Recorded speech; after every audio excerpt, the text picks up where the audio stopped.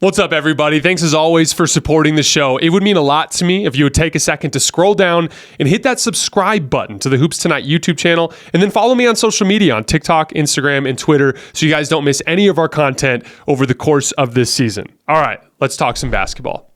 Celtics and the Hawks. So it's kind of interesting games. Drew Holiday was out and DeJounte Murray was out. So some kind of funky versions of both teams. Celtics went big with Al Horford. Derek White and Jaylen Brown, I thought, were the story of the game, particularly setting the tone early on Trae Young, just bringing a ton of physicality and back pressure and extra efforts in rotation. You can tell with Trae Young when he's struggling, when some of the drop-off passes to bigs are a little bit off target, and when he's missing his floater. Because like when he starts to rush his floater, that's when you can tell you're really bothering Trae Young. And they did a really nice job on him. He had just 20 points on 25 shots. They forced him into 4 turnovers.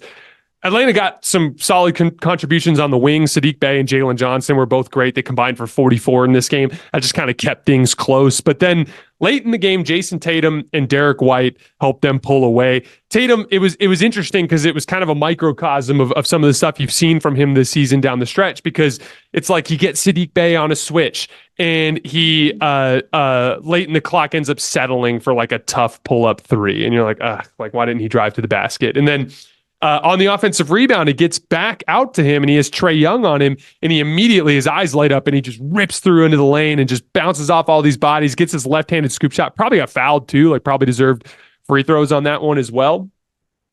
And then I thought the most encouraging sign was he got Onyeka Okongwu on a switch on the left wing a few possessions later, and you could see as he was mixing up those side-to-side dribbles, he wanted so bad to take that pull-up three, but he didn't settle. He drove left, got right past Okongwu, probably should have gotten an and one on that one as well, scooped it in. And then late in the game, once again, it was about 30 seconds left, and he had Sadiq Bey again on the left wing, and instead of settling, or on the right wing, instead of settling, just put his head down and tried to get downhill, kind of turned the corner a little bit to the left and drew in Kristaps Porzingis' man and made a swing pass back out to the perimeter. Hit Kristaps, he knocked down the three that basically iced the game. And again, like it's just going to be of vital importance for those types of developments to take place for Jayson Tatum. Like the frustration I thought was encouraging. He was mad when he got that and one after he missed the pull-up three and he was yelling at the refs. And it's like, dude, get frustrated, get irritated, bring that physical imposition to the game. You are one of the best forward athletes in the league. And when you bring that, you make your team that much harder to guard. And had a good playmaking game too, had 2 really nice driving kicks to Derek White in the fourth quarter. Really high quality 3-point shots. Again, that's the name of the game for the Celtics. You can play the volume 3-point shooting game, or you can play the quality 3-point shooting game. And if they play the quality 3-point shooting game, I think they're going to win the title. That's how good I think they are.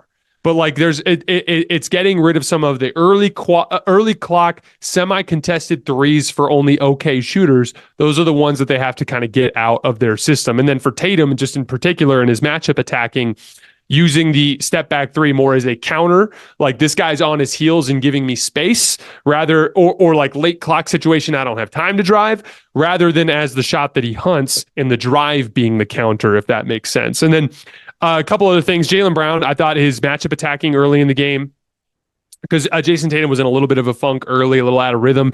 Jaylen Brown was bringing that just like mid-post ISO attack that kind of carried them offensively earlier. And then he brought a really good defensive effort and had some really good possessions on Trae Young, which was part of their success in that game. And then I really liked the Xavier Tillman and Jaden Springer additions. I thought that they were a good example of a team that understands, like, it's so easy to sit there and be like, we're the best team.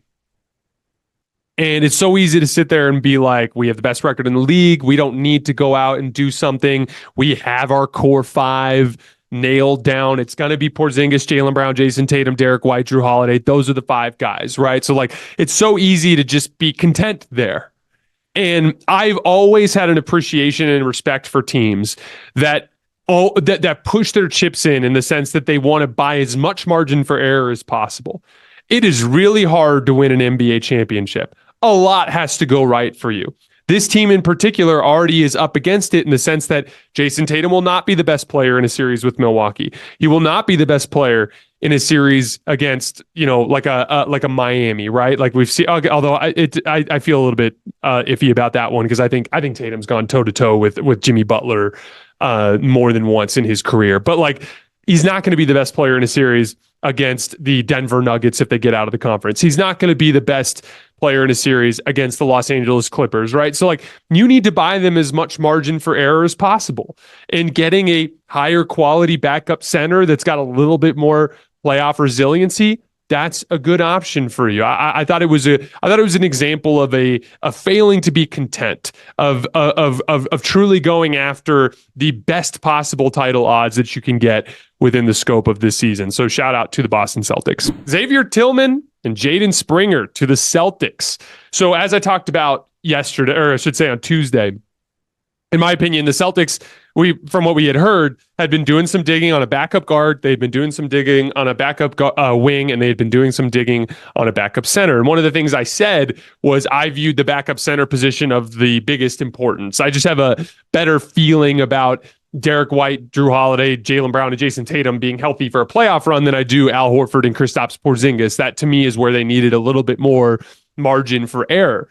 Xavier Tillman, I obviously he's not as good as an Andre Drummond, but in my opinion, a very solid backup big to go to. This is a guy that slides his feet pretty well and has good anticipation guarding bigger, stronger forwards around the league. So like, I think he's an option that you can throw at the likes of Bam Adebayo or Giannis Antetokounmpo or Julius Randle for maybe a couple of minutes a half, just to kind of give yourself a decent option in that specific situation. He's one of those guys too that like not a high percentage 3-point shooter, but will take them, and a guy that can make them. And so I just thought it was a solid backup option, a more steady backup option than some of the other options that they've gone to, and brings a real like size and physicality to the position that I think will be valuable to them in the playoffs. Jaden Springer, outstanding athlete at the guard position, one of the better perimeter defender prospects that we've seen from the guard position in a long time. Really limited offensively and has a lot to gain on that end of the floor, but he's only 21 years old. But the defensive end is what is exciting. Last night against Steph Curry, from the opening tip, just ball denial, aggression, physical all over the floor, did a great job kind of taking Steph out of the offense. Now, it was a team-wide scheme from Nick Nurse, which we'll talk about in a little bit, but I thought it was a really impressive individual performance from Jaden Springer. And here's the thing, I don't think Jaden Springer is going to be some sort of significant weapon for the Celtics this season, but for basically a second-round pick to bring in a 21-year-old guard prospect that has the potential to be an awesome defensive player, I really like the move. So good couple of upgrades for the Celtics.